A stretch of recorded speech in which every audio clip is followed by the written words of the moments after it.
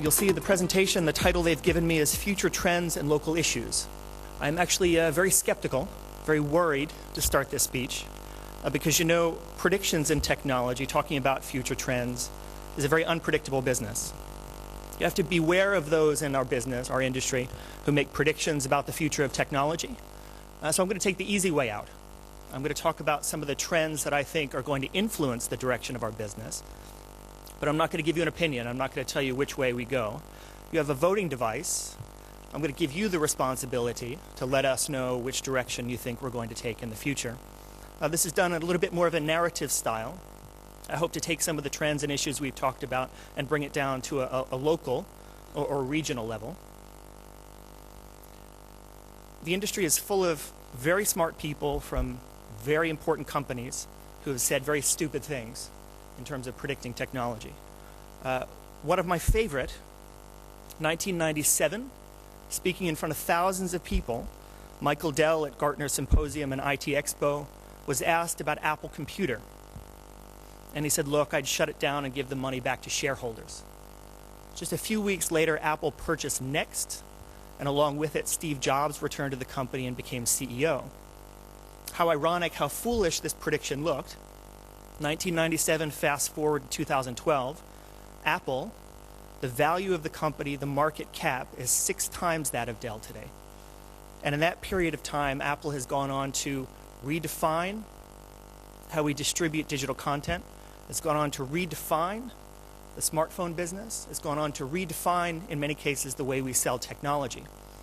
So I don't want to step forward. I don't want to make any foolish predictions like Michael Dell. So in just a few minutes, I'm going to ask you to use the voting device, and you can tell us about the directions. You can make the predictions yourself. Apple is one of those companies that a lot of people tend to make dismissive predictions. It's reached a peak. It can't continue to move forward. I remember 2010 when Apple introduced the iPad, one of the leading analysts said, look, this is just a bigger version of the iPhone. It's doomed to fail. What Apple did with the iPhone for the smartphone business, it cannot do with the iPad for the tablet business. It will not happen. Well, just 2 years later, that seems like a very foolish prediction. That same analyst went on to say, look, it's just getting bigger and bigger and bigger.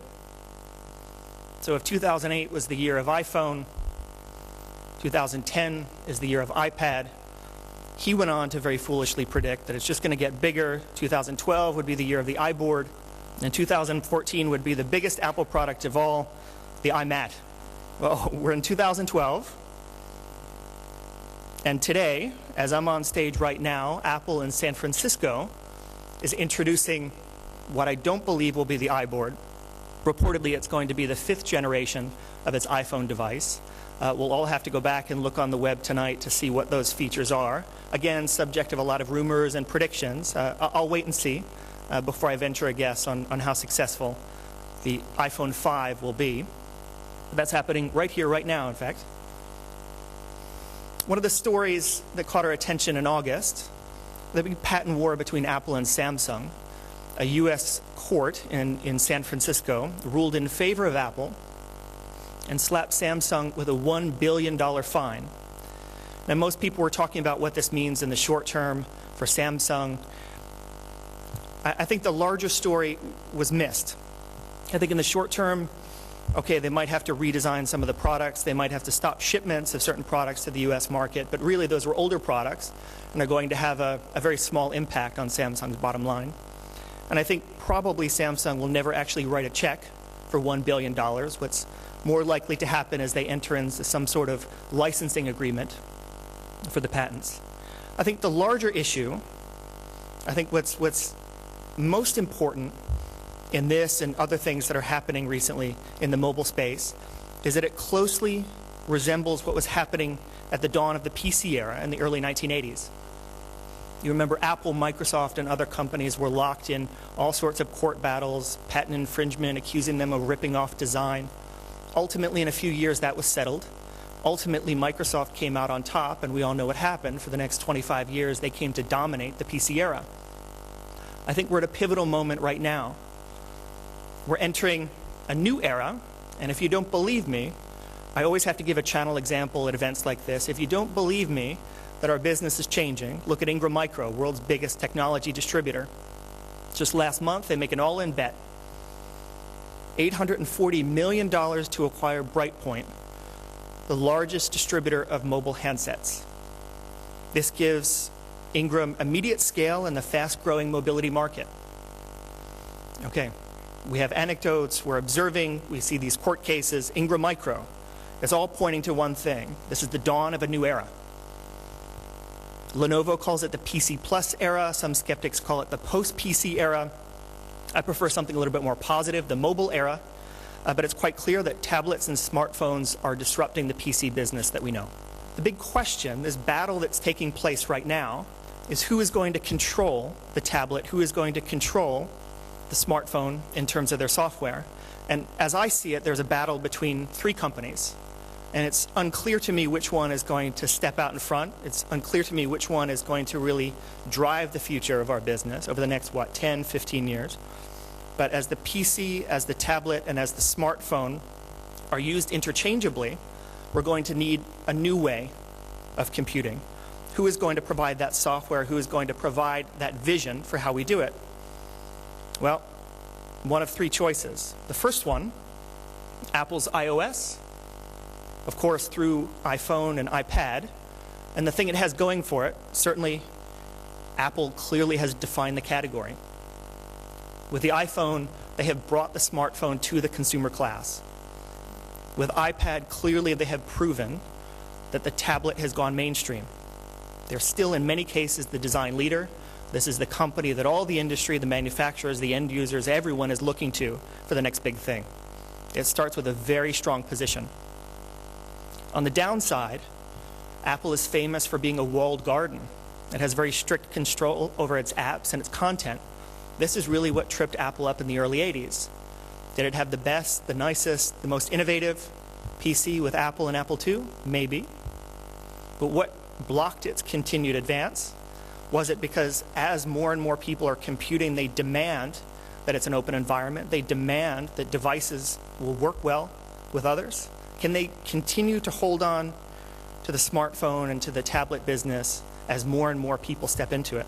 Remains to be seen. Google's Android, this is another serious player in terms of who will shape this mobile era. The thing it has going for it is it's a market leader in many places in smartphones. In the US market, 60% of all smartphones sold are running Android. The thing it doesn't have going for it is while they've been very successful in smartphones, their tablets are very slow to get traction.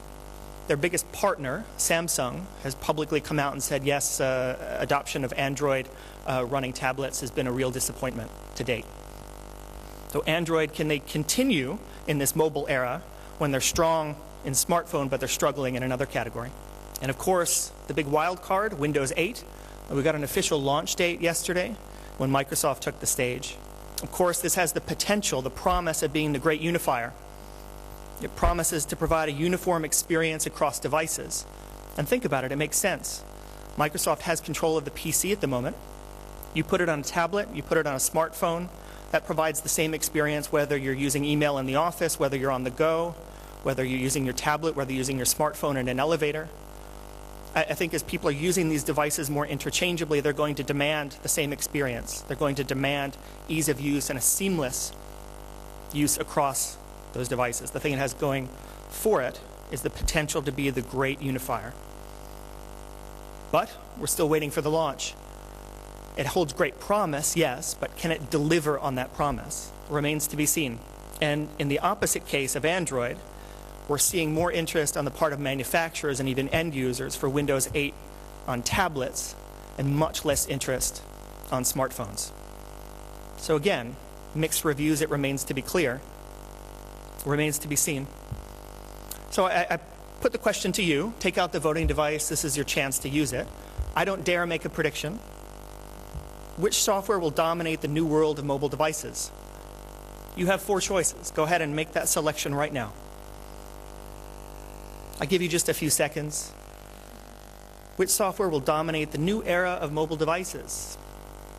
If it's Apple, press 1, 2, Google, 3, Microsoft, Windows 8. Will it live up to the great promise?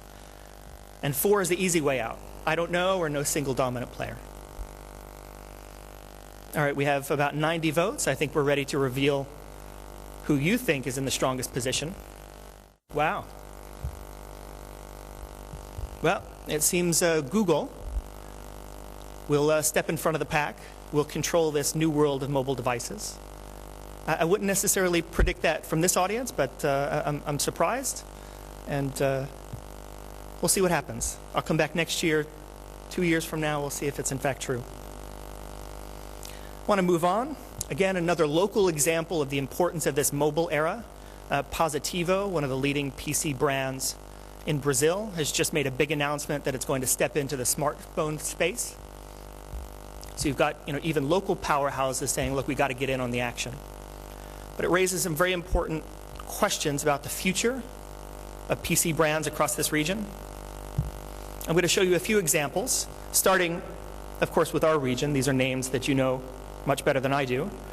There is a proliferation of local brands in this region, from Ceragon in Venezuela to Positivo in Brazil. I'll leave Latin America for you to decide, but I just want to do a quick tour around the world and show you what's happened to a lot of other PC brands in different markets. In the US, 10 years ago, you had a number of local brands that were quite strong. E-Machines was created by a former Best Buy executive to put entry-level machines in the hands of American families. That for some time found great success until it was acquired by Gateway. A short time later, Gateway, which was strong in the North American market itself, was acquired by Acer. Move across the Atlantic to Europe. Again, there was a thriving industry of local PC brands. Packard Bell, based in the Netherlands, had a good market share in France, was well known in the UK. No relation to Hewlett-Packard, by the way. That company was recently acquired, again by Acer. Median, based in Germany, a strong market share among the German-speaking region. That company, majority control, again, was just acquired by a larger Asian brand. Move a little bit east, the Russian market. Distri has been doing events here in Russia and CIS for 8 years, and we've watched that landscape change as well. Merlin, a big PC assembler and distributor, well known, last year exited the market completely. Rover PC right now is the only Russian branded PC that appears in the list of top 5 PC makers in Russia. It has about 10% market share, but it's the only one remaining in the market. And then you move a little bit further east, and there's a little computer company in China called Legend. And in 20 years, Legend built up its position, its market, its support to become the #1 player in China. What a difference 10 years can make. What a difference a name change, what a difference an Olympic sponsorship, what a difference a small acquisition can make. Of course, Legend is now Lenovo, and that small acquisition was the PC division of IBM. Lenovo, charging out of the #1 position in China, has gone on last year to become the #1 PC brand in India, and we all know it set its sights on other emerging regions, including Latin America. And just to illustrate what I believe is a pivot point or a changing landscape, I want to bring up 2 different examples locally. One is Positivo, the other is CCE. CCE, of course, was just recently acquired by Lenovo. It's a $148 million deal, and that deal doubles the size of Lenovo's market share in Brazil, and of course gives it a local partner, which allows it to sell under the Lenovo brand at a much reduced rate. It can avoid the import restrictions. So its market share after the acquisition is about 8% in Brazil. On the other side, the example I want to bring forward is Positivo. It's a homegrown giant, also from Brazil, and it does harbor regional ambitions. It's joined up with local partner here in Argentina, BGH. Positivo has recently stepped into the smartphone and the tablet market, so clearly it's trying to step out of Brazil, take on a larger regional role, perhaps replicate some of the success Lenovo had stepping out of its home market in China. So this brings me to the next question. You've seen in North America, you've seen in Western Europe, that a lot of the local brands were simply acquired by bigger ones. You've seen in Russia that a lot of the local brands declined in influence. Russia still has import control, but gray market, and the proximity to the powerhouses in Asia have meant that a lot of those Russian brands have simply gone out of business. And you see in East Asia, a lot of companies attached to the contract manufacturers have come roaring out with their own brands and have become regional and even international powerhouses. So my question to you is, what is the future of local brands in this region? And think specifically of a company like Positivo. I want to ask you to take out your voting device and make your selection right now. Which direction do you think will move? Do you think it'll be more like North America? Do you think it'll be more like Russia? Do you think it'll be more like Asia? So press 1 if you think the influence of local brands will remain dominant in the next 5 years. Do you think the influence of those local brands will slowly decline? 3 if you believe they're going to become targets of acquisition. Or 4 if you don't know or you have no opinion. Just a few seconds remaining. Go ahead and make your choice. 1, 2, 3, 4. Okay, we have 96 votes. Let's go ahead and reveal. Again, it's pretty decisive. It appears the audience here believes Positivo and other local brands that might have a strong national, even regional position are going to become more and more targets of acquisition. The retail market, I talked a little bit about it in a workshop this morning. If you were there, thank you for participating. The retail market is undergoing a great deal of change, certainly in the more mature, the more, you can say, stagnant markets of North America and Western Europe. The trends that are impacting all of us, we've got pressure from mass merchants. If you're an electronics specialist, the pressure from the mass merchant means you've got serious price pressure. You're also feeling pressure from the pure play e-tailers. In the US, Amazon scares everyone. We've used the voting device. You've made your opinions known. One more famously bad prediction comes from Bill Gates, 1981, speaking at the Microcomputer Trade Show. He said 6400K should be enough for anybody on their computer. Okay, how wrong that turned out to be. Windows 7 requires 512 megs simply for the installer to run.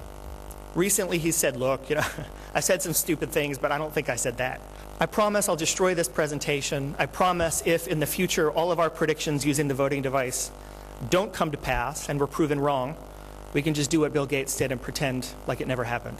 So this is the conclusion of my presentation. I'm sorry it has to be cut a bit short. Meanwhile, I wish you a great afternoon and good business. Thank you very much.